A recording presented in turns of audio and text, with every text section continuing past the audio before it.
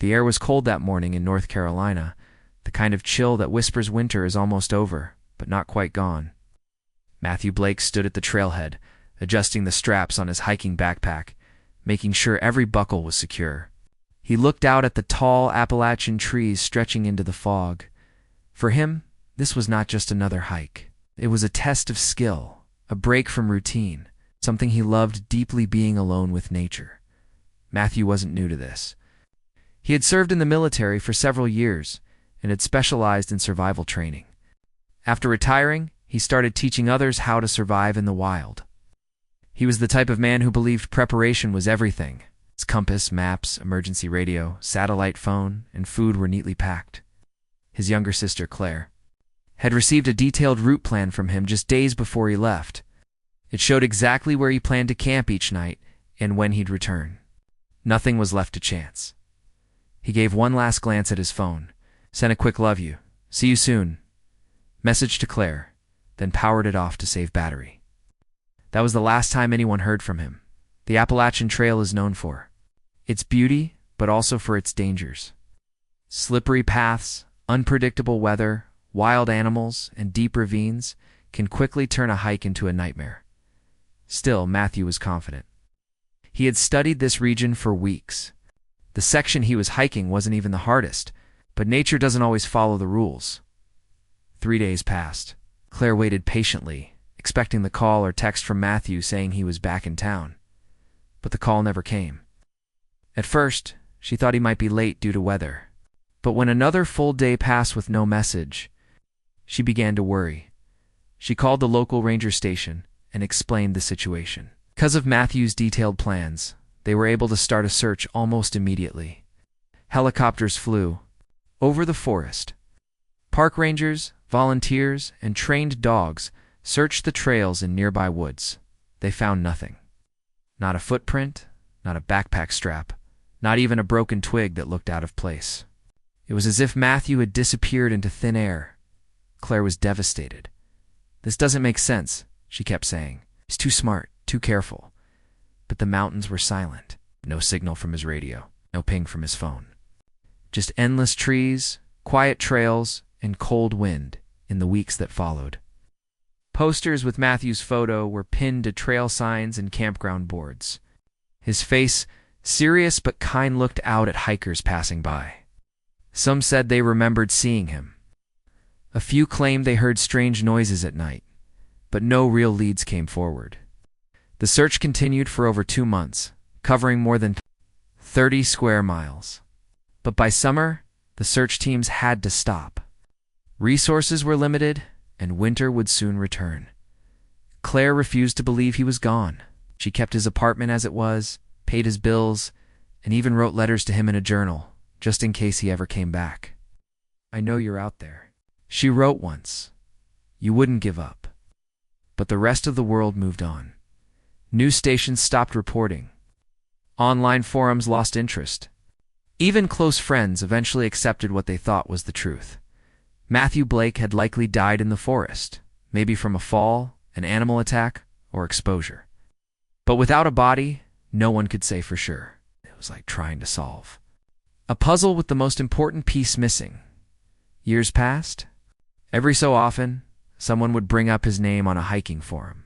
"Remember that ex-military guy who vanished?" Some would ask. There were new stories, new disappearances. People shared theories, some wild, others thoughtful. A few believed he had chosen to disappear, maybe to start a new life in secret. Others said he might have stumbled into a hidden cave or gotten lost in an area not marked on modern maps. The Appalachian region is filled with such places: old mining tunnels, caves, and forgotten paths no longer maintained. But with no fresh evidence, Matthew's story slowly faded from people's minds. All that remained was a small wooden sign, nailed to a tree near the trailhead, weathered by time. It read, "In memory of Matthew Blake, missing, not forgotten." One person, however, never forgot. Ellis Kirkland, a retired ranger who had been part of the original search, still thought about Matthew often. Now in his 60s, Ellis had seen many hikers go missing during his career, but something about this case always felt different. He didn't just vanish, Ellis would tell himself. Something strange happened. Something we missed. Ellis kept a notebook filled with maps, notes from the original search, and newspaper clippings. He believed there was a section of the trail system that hadn't been searched well, an old route that had been closed decades ago due to rock slides. That path, now overgrown and nearly impossible to find, ran close to where Matthew's last GPS ping had been recorded. Ellis once tried to convince other rangers to go with him and check it out, but no one had the time or interest. After all, it had been 6 years, but he still believed. Deep down, he knew nature didn't erase people without leaving clues. You just had to look in the right place. Back in town, Claire still kept a candle in her window. For Matthew, she'd tell neighbors. For Hope, every birthday she baked a small cake. She never stopped hoping for a knock at the door or a call from a ranger station. Her brother had survived worse. Why not this? And then quietly, far away from the noise of town and memories of the past, something stirred in the mountains. 6 years after Matthew had vanished, a group of young explorers armed with cameras, gear, and curiosity planned a trip into the very heart of the Appalachian woods. Their goal was to document unsolved hiking mysteries. They didn't know it yet, but they were about to change everything, because buried in those thick woods, near a hidden cave, a weak signal had started blinking steady. Over the next few years, Matthew Blake's name slowly faded from public memory. Only a few people still talked about him, mostly hikers, old searchers, or internet users who liked discussing strange disappearances. But among them was one person who couldn't let it go. Ellis Kirkland, a retired forest ranger, spent much of his time in a small cabin near the edge of the Appalachian forest. He had worked in those mountains for over 30 years and was part of the original search team when Matthew had vanished. For some reason, that case had always stayed in his mind. Maybe it was because Matthew had been so prepared, so experienced. Or maybe it was because Ellis had a quiet feeling that something important had been missed. Ellis often went over the search notes in the evenings. He had kept copies, maps, photographs, and even a few of Matthew's missing posters. He would sit in his chair, drinking tea, flipping through pages and circling areas again and again. "We didn't check everything," he would whisper to himself. "There were places we didn't go." One particular path bothered him. Years ago, before it was officially closed, there was a small offshoot trail, known as Old Pine Ridge. It had been shut down in the late 1980s due to repeated rockfalls.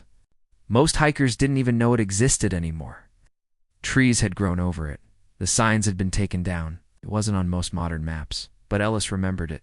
That old path had once led to a deep limestone area full of cliffs and hidden caves. Dangerous terrain, not ideal for hikers.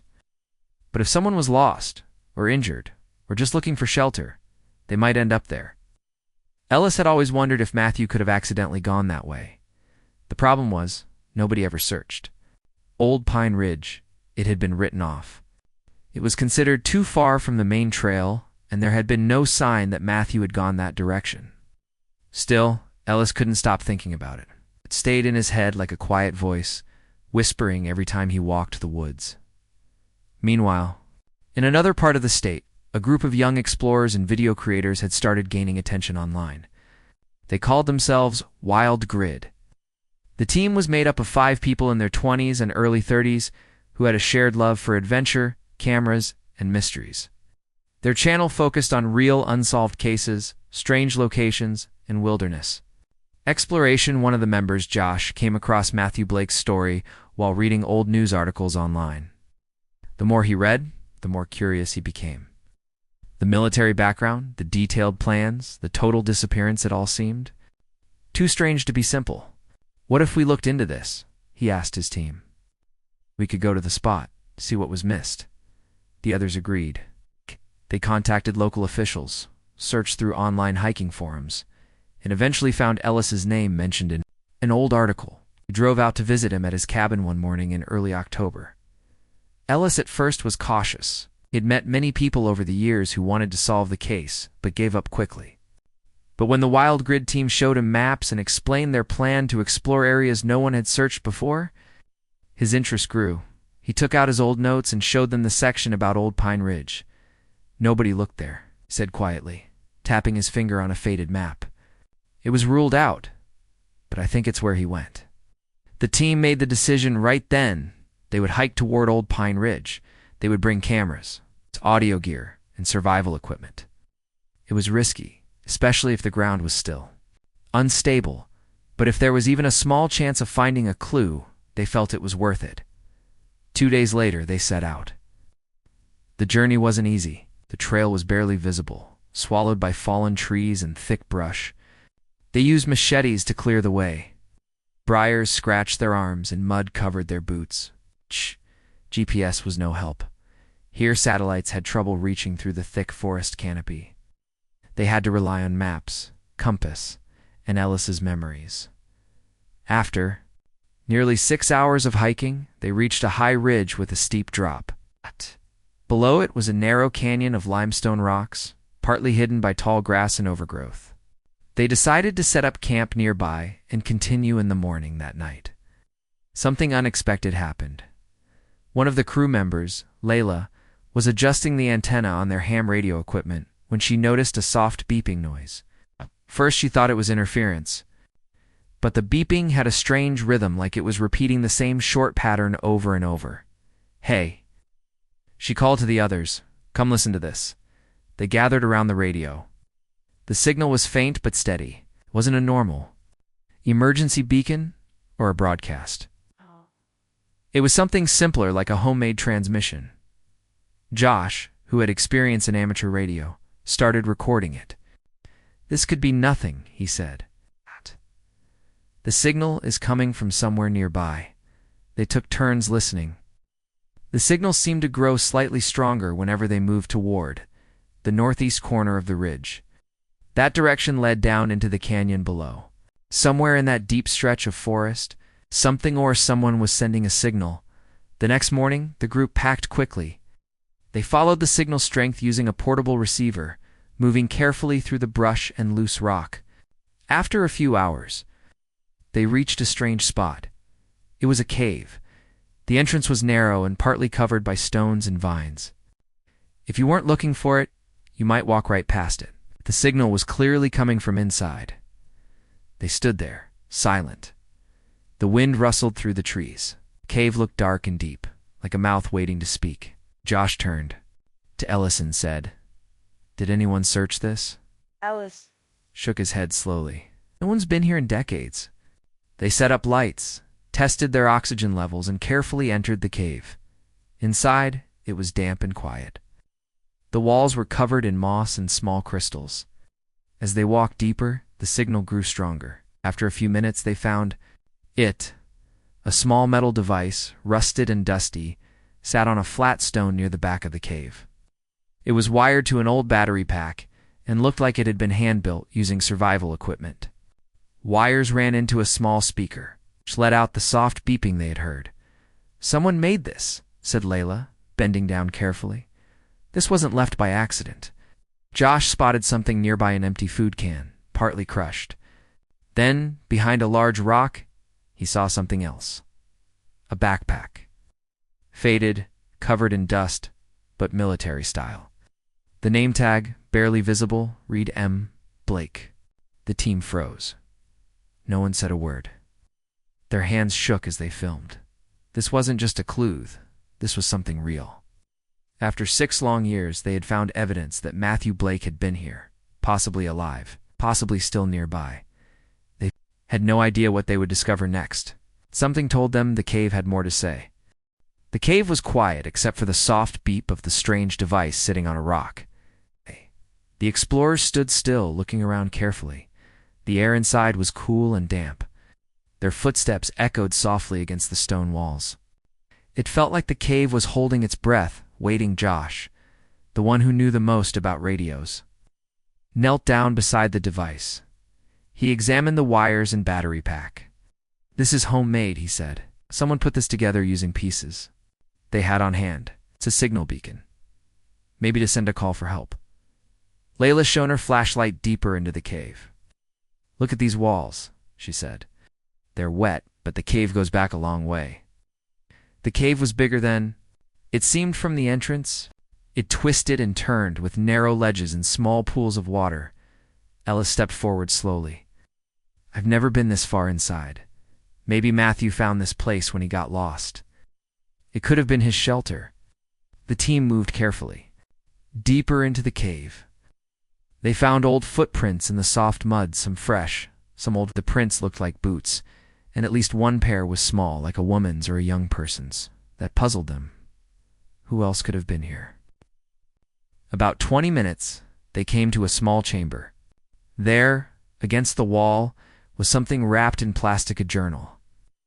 The pages were yellowed, water-stained, but the cover still said, M. Blake. Josh carefully took it out and opened the first page. The handwriting was neat but shaky. First entry was dated nearly 6 years ago, the day after Matthew disappeared. He wrote about his plan and how he had injured his leg during the hike. He had slipped on wet rocks and twisted his ankle badly. That was why he had gone off the main trail. He was trying to find shelter and avoid walking on the injury. The journal described days of struggle. Matthew wrote about the cold nights and the constant search for food and water. He trapped small animals and collected rainwater. He described feeling lonely but determined to survive. Sometimes he heard strange sounds in the woods, animals, maybe bears or other hikers far away. One entry mentioned the homemade radio beacon. He explained how he had built it using parts from his emergency kit and old batteries he'd found in the cave. His hope was that someone would hear the signal and come find him. The explorers read more entries. Matthew's words changed over time. At first, he was full of hope and courage, but later entries showed weariness, fear, and moments of doubt. He wrote about days when he thought no one would come, about nights when he cried silently. And he never gave up. Ellis was quiet as he listened. This is real. He lived here all this time. Suddenly a noise came from deeper in the cave, a faint groan. The team froze. Josh quickly turned on his flashlight and pointed it toward the sound. There, near a pile of rocks, was a man. He was thin, with a beard tangled and long. His clothes were torn and dirty, but he looked up with clear eyes. The man tried to speak, but his voice was weak. Help, ... he whispered. The team rushed to his side. They helped him sit up and gave him water. The man looked at Ellis and then at the others. Slowly, he said, Matthew Blake. It was true. After 6 years, Matthew was alive. His story was one of incredible survival. He had fallen early on and could not climb back out. The injury trapped him inside the cave. For years, he lived in the dark, using his training to catch food, collect water, and keep warm. The homemade radio was his lifeline, a beacon of hope.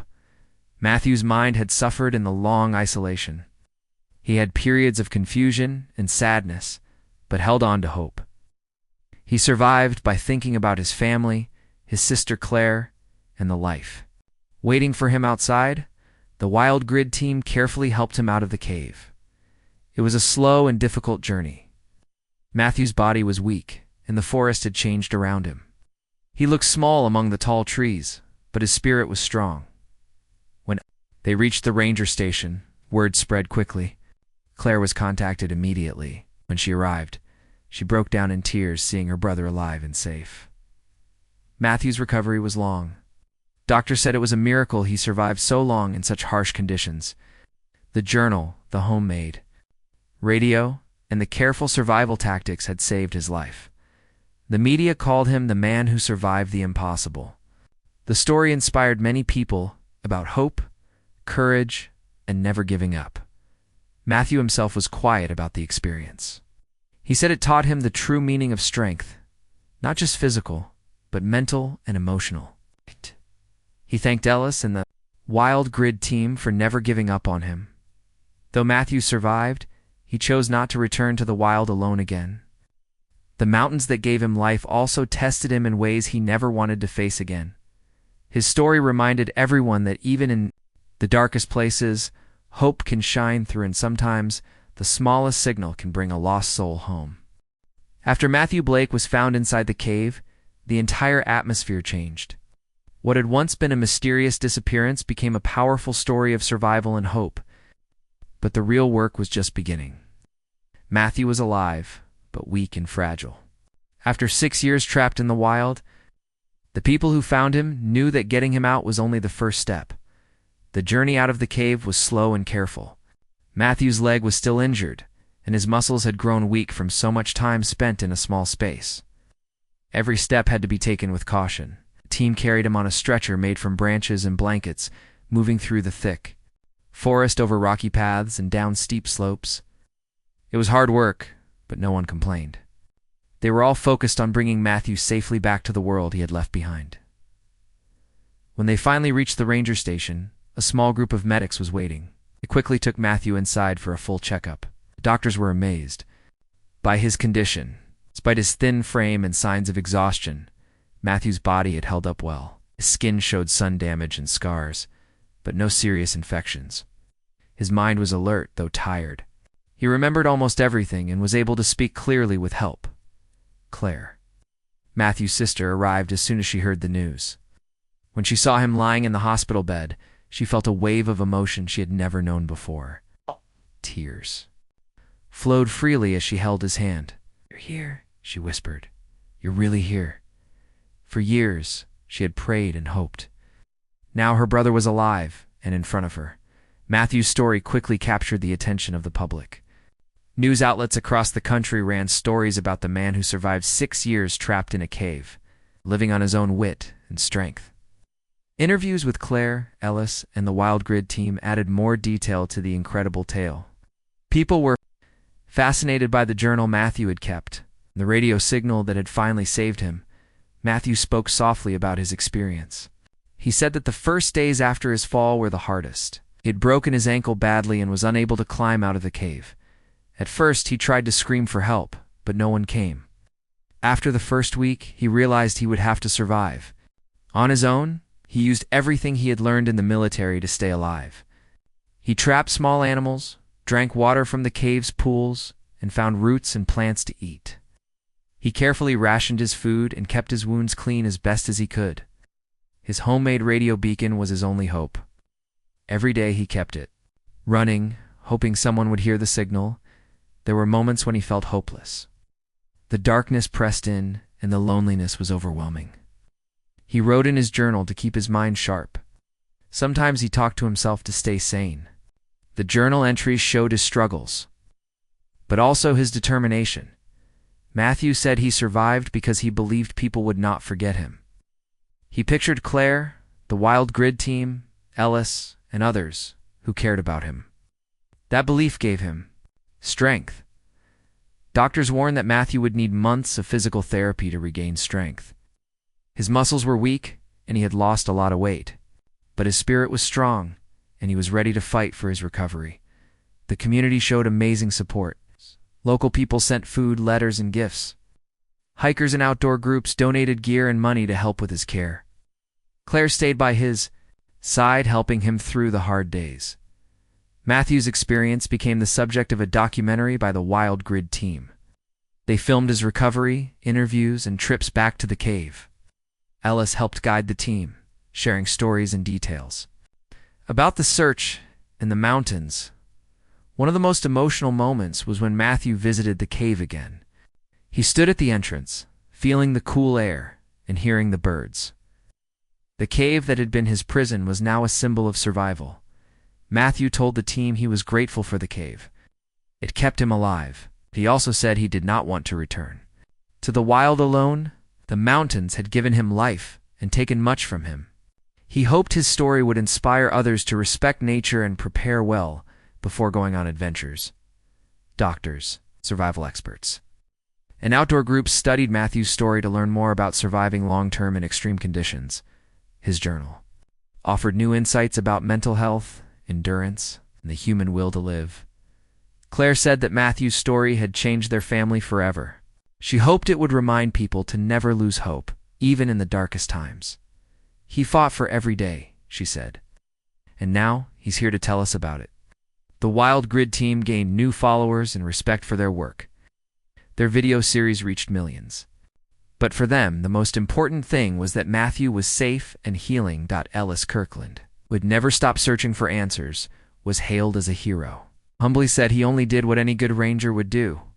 Sometimes he said, "You have to believe in the impossible." Matthew's journey was far from over. He faced many challenges ahead. But one thing was certain: he had beaten the odds and lived to see another day. His story was a reminder of human strength and the power of never giving up. Matthew Blake's return to the world outside the cave was both joyful and difficult. After 6 years of living in isolation, trapped by injury and nature's challenges, everything had changed. The small town, the people, and even the forests seemed different to him. But what remained strong was his spirit, the will to keep moving forward and make the most of his second chance. During the first weeks of recovery, Matthew faced many challenges. His body had grown weak from so much time spent in a small, dark space. Everyday tasks, walking, eating, even speaking clearly, were hard at first, but he was determined. With help from doctors, physical therapists, and his sister Claire, he worked hard to regain his strength. Claire became his biggest supporter. She visited him every day, sharing stories about life outside, reading letters from friends, and encouraging him with hope and love. "You survived the mountain," she told him. "Now it's time to live your life." Matthew slowly began to rediscover the world. He felt the warmth of sunlight on his face again, smelled fresh air and blooming flowers, and heard birds singing in the trees. These small things, which many people take for granted, filled him with gratitude. His story soon inspired many people. News outlets called him the man who defied the odds. School children wrote letters, thanking him for his courage. Outdoor groups invited him to speak about survival and hope. Matthew wanted to use his experience to help others, to teach them the importance of preparation, safety, and mental strength.